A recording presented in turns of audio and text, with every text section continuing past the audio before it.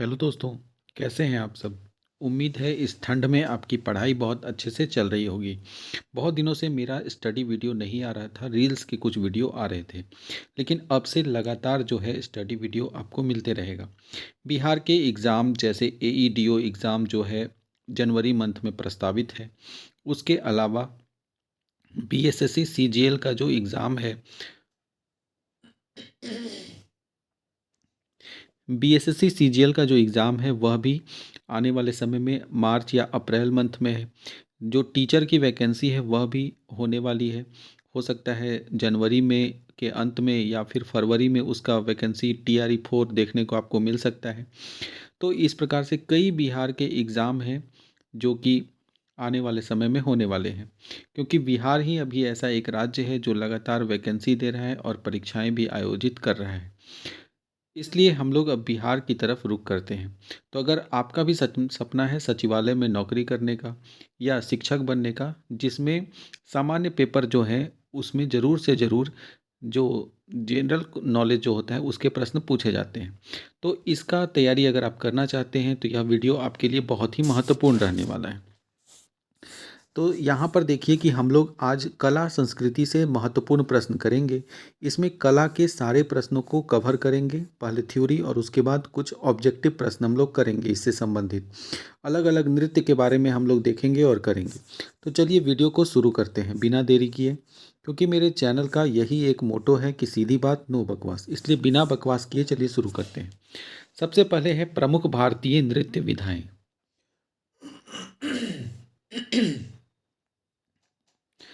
प्रमुख भारतीय नृत्य विधाएं। नृत्य का पहला औपचारिक उल्लेख भरत मुनि के प्रसिद्ध कीर्ति नाट्य शास्त्र में है। तो नृत्य के बारे में सबसे पहला जो औपचारिक यानी ऑफिशियल जो बात पता चलता है वो भरत मुनि की एक कृति है, मतलब भरत मुनि का एक है पुस्तक नाट्य शास्त्र, उससे पता चलता है। यह नाट्य शास्त्र जो है वो 200 से ईसा पूर्व से 200 ईस्वी तक इसमें लिखा हुआ है, और जिसमें भारतीय शास्त्रीय नृत्य की विविध पहलुओं की जानकारी इसमें सामने मिलती है। भरत मुनि ने नृत्य को संपूर्ण कला कहा था। तो भरत मुनि ने नृत्य को पूर्ण कला की संज्ञा दी थी। ठीक है। तो ये रहा कि नाट्य शास्त्र के बारे में हमें भरत मुनि की जो कृति है नाट्य शास्त्र उससे हमें मिलता है नृत्य के बारे में। चलते हैं आगे की तरफ। प्रमुख भारतीय नृत्य विधाएं कौन सी हैं? तो नाट्य शास्त्र के अनुसार भारतीय शास्त्रीय नृत्य के दो आधारभूत स्वरूप हैं। कितने स्वरूप? दो स्वरूप में इन्हें बांटा गया है। पहला है लास्य और दूसरा है तांडव। देखिए, लास्य जो स्वरूप है वो स्त्रियों से संबंधित है। किससे संबंधित है? तो नृत्य जो है वो नारी की विशेषताओं का प्रतीक है। यह भाव, रस और अभिनय को निरूपित होते हैं। ठीक है। यानी लास्य से किसी चीज़ की भाव को या फिर भाव रस या फिर अभिनय को ये दिखाता है, और यह नारी की जो है नारी की विशेषताओं का प्रतीक यह नृत्य है लास्य। वही तांडव अगर बात करें तो तांडव में जो है वो पुरुषों, नर अभिमुखताओं यानी कि पुरुषों का यह स्वरूप माना जाता है तांडव, और इसमें लय एवं गीत का पर अधिक बल दिया गया है। किस पर? तो लय और गीत पर अधिक बल दिया जाता है। तो तांडव में लय और गीत पर, और लास्य में भाव रस तथा अभिनय पर अधिक बल दिया जाता है। हम जानते हैं कि प्रमुख भारतीय नृत्य कितने हैं।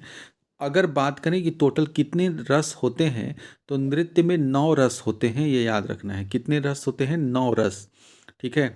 कौन कौन रस है अगर देखें तो श्रृंगार रस हो गया, रौद्र रस हो गया, उसके बाद विभत्स रस हो गया, वीर रस, शांत रस, उसके बाद हास्य रस, करुण रस, और फिर आश्चर्य के लिए अद्भुत रस होता है, और अगर दहशत के लिए भयानक जो है वह रस होता है। तो कुल मिला के 9 रस होते हैं इसमें।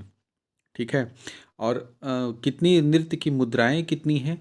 तो टोटल 108 मुद्राएं होती हैं। टोटल कितनी मुद्राएं हैं? 108 मुद्रा नृत्य में होती है। और हमारे भारत में 8 शास्त्रीय नृत्य हैं। कितने नृत्य हैं? 8 शास्त्रीय नृत्य। ठीक है। तो इसमें क्या क्या हम लोग देखें तो सबसे पहले रस कितने होते हैं? तो 9 रस होते हैं। और मुद्रा कितना है तो 108 मुद्रा होती है। और शास्त्रीय नृत्य कितना है तो 8 शास्त्रीय नृत्य है।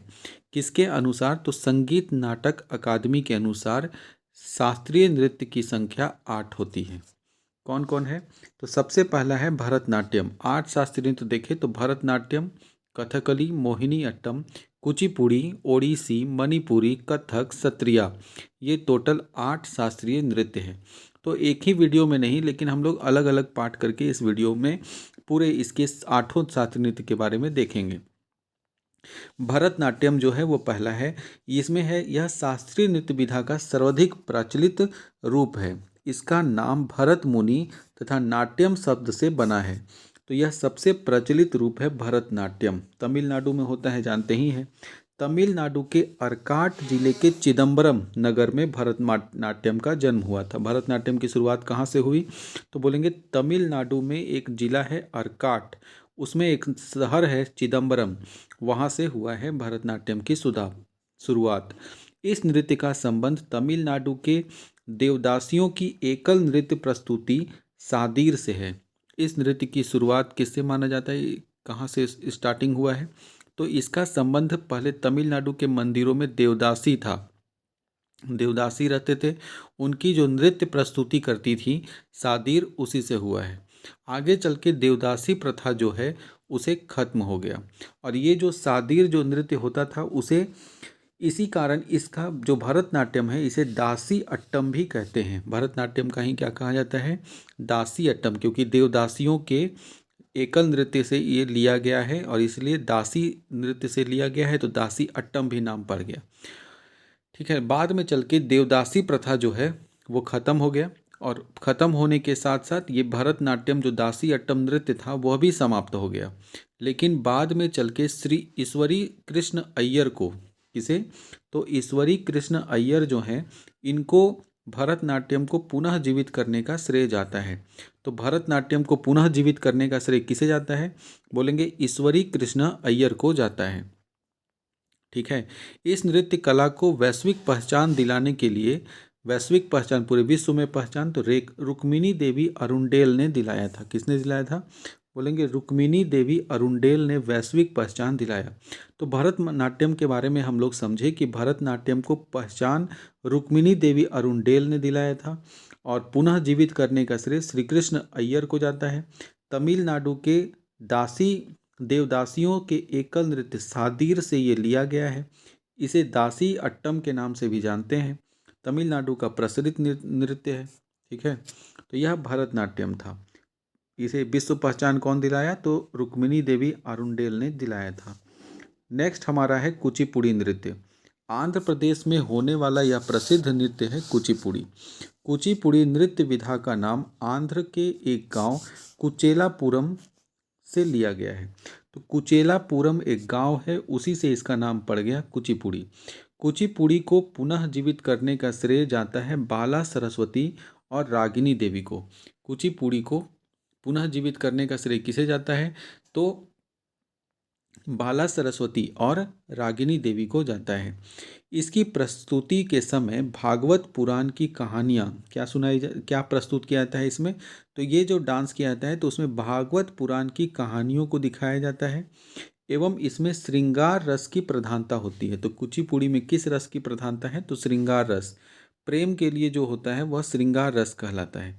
तो श्रृंगार रस की प्रधानता कुचिपुड़ी में है। इसकी प्रस्तुति कर्नाटक संगीत की जुगलबंदी की जाती है। इसकी प्रस्तुति में कौन से संगीत की जुगलबंदी होती है तो बोलेंगे कर्नाटक संगीत की। इसके गायन में तेलुगु भाषा में किया जाता है। तो इसके संगीत में कर्नाटक संगीत आपको देखने को मिलेगा, और भाषा जो होता है वो तेलुगु भाषा में किया जाता है। इसमें कुछ वाद्य यंत्र प्रयोग होते हैं, जैसे वायलिन, मृदंग, ये प्रमुख वाद्य यंत्र हैं जो कुचिपुड़ी में इस्तेमाल किए जाते हैं। कौन कौन, वायलिन और मृदंग। एक बार रिवीजन अगर हम लोग करते हैं तो कुचिपुड़ी जो है वो आंध्र प्रदेश के कुचेलापुरम गांव से हुआ है। कुचिपुड़ी को पुनः जीवित करने का श्रेय बाला सरस्वती एवं रागिनी देवी को जाता है। कुचिपुड़ी जो है वो श्रृंगार रस की प्रधानता होती है। इसमें भागवत पुराण की कहानियों को दिखाया जाता है। कर्नाटक संगीत आपको इसमें मिलेगा जुगलबंदी होते हुए। तेलुगु भाषा का प्रयोग किया जाता है वायलिन और मृदंगम जो है यह है, इसके प्रमुख वाद्य यंत्र होते हैं। कुचिपुड़ी के अगर हम कलाकारों की बात करें कि कौन कौन से फेमस कलाकार हैं कुचिपुड़ी और भरतनाट्यम में, तो भरतनाट्यम के अगर कलाकार देखें तो यामिनी कृष्णमूर्ति जो हैं वो सबसे फेमस हैं, कई बार एग्जाम में पूछ लिया गया है। तो यामिनी कृष्णमूर्ति जो हैं भरतनाट्यम से संबंधित हैं। लक्ष्मी विश्वनाथन, पद्मा सुब्रमण्यम, मृणालिनी साराभाई, याद रखना है, मृणालिनी साराभाई जो हैं वो भी कुचिपुड़ी से संबंधित है। आपको याद रखना है कि दर्पण एकेडमी ऑफ परफॉर्मिंग आर्ट्स की स्थापना 1949 में मृणालिनी साराभाई एवं उनके पति विक्रम साराभाई ने अहमदाबाद में किया था। कौन सी एकेडमी? तो दर्पण एकेडमी ऑफ परफॉर्मिंग आर्ट्स। इसकी स्थापना कब हुई? 1949 ने। दर्पण एकेडमी की स्थापना 1949 में कौन किया है? मृणालिनी साराभाई और उनके पति का नाम था विक्रम साराभाई।